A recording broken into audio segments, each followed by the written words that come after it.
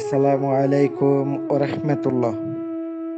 তান্ত্রিক মহাগুরু চ্যানেলের পক্ষ থেকে স্বাগতম। আশা করি সবাই ভালো আছেন। আল্লাহর রহমতে আপনাদের দোয়ায় আমিও ভালো আছি।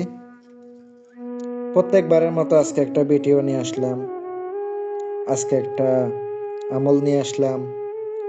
সম্পূর্ণ ভিডিওটা দেখবেন। যদি ভিডিওটা ভালো লাগে চ্যানেলটি সাবস্ক্রাইব করবেন, পাশে থাকা বেল আইকনটি অল ক্লিক করে দিবেন যেন ভিডিও ছাড়া মাত্র সবার আগে পেয়ে যান। আর যারা অলরেডি চ্যানেলটি সাবস্ক্রাইব করেছেন অসংখ্য ধন্যবাদ। আজকের বিদ্যাটা হচ্ছে বশীকরণের বিদ্যা। স্বামী স্ত্রী বশীকরণ অথবা প্রেমিক প্রেমিকাকে বশীকরণ করা যাবে যদি আপনার আত্মবিশ্বাস থাকে আর কি। সবকিছু তো বিশ্বাসের উপরে হয়। এগুলা কিন্তু বিশ্বাস যদি আনতে না পারে, অন্তরের ভিতরে বিশ্বাস না আসে, তাইলে কিন্তু কাজ হবে না। অন্তরের ভিতরে যদি বিশ্বাস থাকে তাইলে কিন্তু কাজ করলে গ্যারান্টি সহকারে কাজ হয়, খুব দ্রুত কাজ হয়, খুব পাওয়ারফুল ভাবে কাজ করতে পারবেন। আমি কয়েকদিন 3-4 দিন ভিডিও আপলোড করতে পারি নাই, এই জন্য আন্তরিকভাবে দুঃখিত।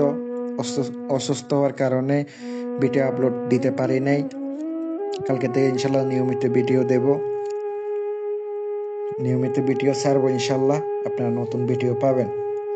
যে নকশাটা স্ক্রিনে দেখতে পাচ্ছেন, যে এই নকশাটির মাধ্যমে আপনি আপনার স্ত্রীকে অথবা আপনার স্বামীকে অথবা আপনার প্রেমিকাকে প্রেমিককে মানে নিজের বশে আইনা নিজের কন্ট্রোলে রাখতে পারবেন। বশ হবে, কথাবার্তা শুনবে।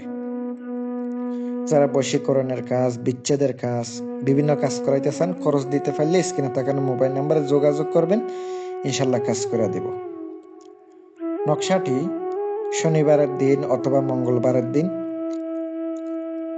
মেশকো জাফরান কালি দ্বারা নকশাটা আঁকাইতে হবে। নকশার নিচে মেয়ের নাম, মেয়ের মায়ের নাম, ছেলের নাম, ছেলের বাবার নাম লিখতে হবে। এগুলা লেখার পরে আপনাকে কাজটা করতে হবে। নকশা জাগায় নেবেন, জাগানোর মন্ত্র কিন্তু আমার চ্যানেলে দেওয়া আছে, অনেক নিচে পাবেন। আমি তো প্রত্যেক দিন দিই তা না, এর আগের অনেক নিচে একটু যাবেন, চ্যানেলের দিকে একটু নিচে দেখবেন, অবশ্যই ভিডিও পাওয়া যাবেন। নকশা জাগানোর মন্ত্র কিন্তু আমি আরেকটা দেওয়ার চেষ্টা করব, পরবর্তী ভিডিওতে ইনশাল্লাহ দেওয়ার চেষ্টা করব আরেকটা। জাগাইয়া নেওয়ার পরে আপনি আগরবাতি মোমবাতি জ্বালাইয়া এগুলার ধোঁয়া দিবেন, একটু সুগন্ধি করে নেবেন। নেওয়ার পরে মাদুলিতে ভরবেন, মোম দিয়ে আটকে দিবেন। মোম দিয়ে আটকানোর পরে আপনি এটা দিয়ে কাজ করবেন, কিভাবে বলে দিতেছি। মোম দিয়ে আটকানো হয়ে গেলে আপনি একটা কবরস্থানে পুঁতে দিবেন। আরেকটা নকশা হচ্ছে একটা মাছের মধ্যে, ছোট না একটু বড় সাইজের মাছ, জীবিত মাছের মধ্যে গলায় বাঁধা সুন্দর করে নদীতে ছেড়ে দিবেন, তাহলে কিন্তু আপনার কাজ হয়ে যাবে, খুব দ্রুত হয়ে যাবে।